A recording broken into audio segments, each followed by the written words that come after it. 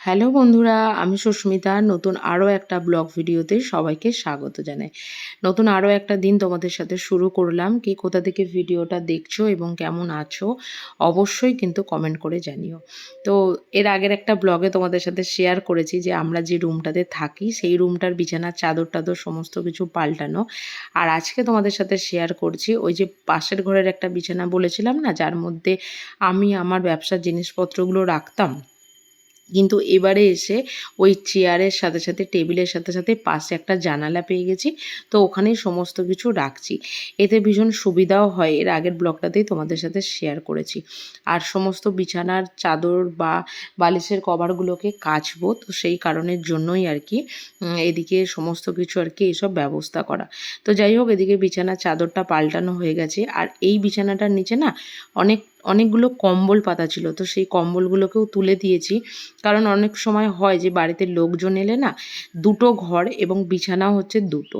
এবার বাড়িতে যদি লোক আসে 7টা, তখন তো কিছু লোককে অন্তত নিচে তো শুতেই হবে।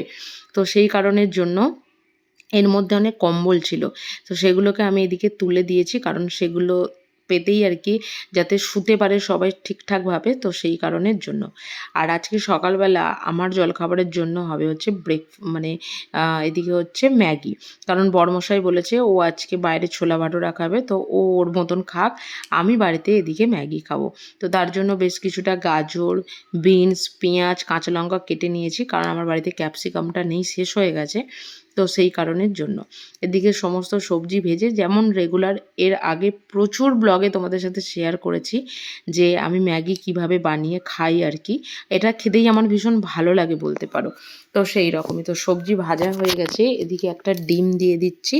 ডিম দিয়ে এবার সমস্ত কিছু মিক্স করলেই আমার ম্যাগি কিন্তু একদম রেডি বলতে পারো।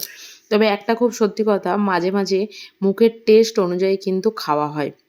কখনো ম্যাগি ভালো লাগে, কখনো আবার ম্যাগি ভালো লাগে না, তখন ভালো লাগে চাউমিন, কখনো পাস্তা। তবে পাস্তাটা আমাদের খুব কমই খাওয়া হয় বলতে পারো। তো বেশ কয়েকদিন ধরে মানে এখানে আসার পর থেকেই আর কি আমাদের যে আগের টেবিলের কভারটা সেটা ওখানে মানে ধুয়েই আর কি পেতে দিয়েছিলাম। তবে এরপরে আর চেঞ্জ করা হয়নি, আর ওটা না বেশ একটু ছিঁড়ে ছিঁড়েও গেছে, আর খুব একটা ভালোও লাগছিল না দেখতে। আর এটা এ বাড়িতে আসার আগে আমি কিনেছিলাম, তবে সেগুলোকে কোনো রকমভাবেই আর কি পাতা হয়নি, তো আজকে সেগুলোকে পেতে নিলাম। তবে কিছু টুকটাক কাজকর্ম আছে আজকে বাড়িতে, মানে ওই পরিষ্কার পরিচ্ছন্ন করার অভিযান যেটাকে বলতে পারেন। এই যে বাসনগুলোকে আগের দিন রাতে যেসব বাসনগুলোকে ধুয়ে রেখেছিলাম সেগুলোকেই এখানে গুছিয়ে নিলাম। বাসন পুরোপুরিভাবে শোকাতে হবে, তারপরে সেগুলোকে ঠিকঠাক জায়গায় আর কি রাখবো। এরকম একটা মনোবৃত্তি নিয়েই আমি আর কি চলি। তো যাই হোক, ওদিকে রান্নাঘরের সমস্ত কাজকর্ম করে নিয়েছি, ব্রেকফাস্টও করে নিয়েছি। এবার চলছে হচ্ছে ঘর ঝাঁট দেওয়া আর ঘর মোছার পালা আর কি। আর এই দুটো কাজ করলে আমাদের মনে হয় মানে সকালবেলার কাজের মোটামুটি আমাদের 90% কাজ কিন্তু হয়েই যায়। আর বেসিনটার অবস্থাটা দেখতে পাচ্ছেন, পুরো একবারে মানে স্পট পড়ে গেছে যেটাকে বলতে পারো। মানে আজ করব কাল করব এই রকম আর কি একটা করতে করতে না বেসিনটা একদমই পরিষ্কার পরিচ্ছন্ন করাও হচ্ছিল না। আর এ বাড়িতে আসার পর থেকে আমার বাসন রাখার ঝুড়িটাও আমার মনে হয় না খুব একটা পরিষ্কার পরিচ্ছন্ন করা হয়েছে। আর যেহেতু মানে স্টিলের বেসিন, সাদা কালারের বেসিন, এই বেসিনগুলো না প্রচুর পরিমাণে নোংরা হয়। আর আমার বাড়িতে এই রত্ন দুটোই আছে, এটা হচ্ছে স্টিলের বেসিন, আর বাইরে যে বেসিনটা সেটা হচ্ছে ওই মানে সাদা টাইলসের বেসিন। তো মানে প্রচণ্ড পরিমাণে নোংরা হয়, দেখতে পাচ্ছ কীরকম চকচক চকচক করছে পরিষ্কার পরিচ্ছন্ন করার পরে। তো যাই হোক, এরকম চকচকে ঝকঝকে থাকলে তো মনটাও খুবই ভালো লাগে আর কি। আর এদিকে বেসিন পরিষ্কার হয়ে গেছে, আগে ঠিকই করেছিলাম যে বেসিনটা আগে পরিষ্কার করব, তারপর পরিষ্কার করব হচ্ছে এই বাসন রাখার ঝুড়িটা।